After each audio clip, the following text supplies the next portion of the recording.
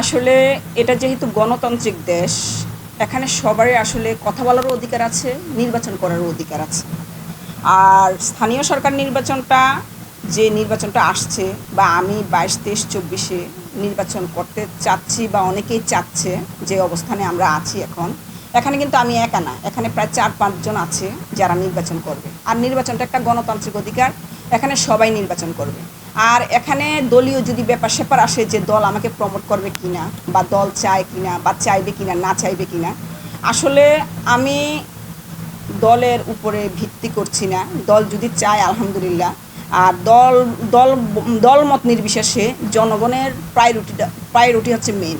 জনগণ যদি চায়, বা জনগণ যদি আমাকে সাপোর্ট করে, জোর করে যে আপনি নির্বাচন করতেই হবে, তাহলে অবশ্যই আমি নির্বাচন করব।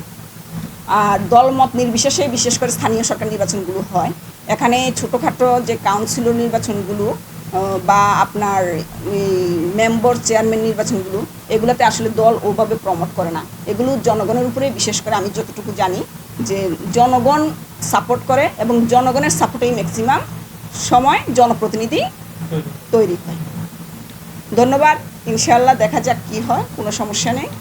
আর যদি জনগণ চায়, ইনশাল্লাহ আমি নির্বাচন করবো, কোনো সমস্যা নেই। আপনারা দেখছেন মেঘনা টিভি, সত্যের সন্ধানে সবসময়। এছাড়া দেশ বিদেশের নিত্য নতুন খবর জানতে মেঘনা টিভির ফেসবুক পেজ facebook+meghnaTV.bd তে লাইক দিয়ে আমাদের সাথেই থাকুন।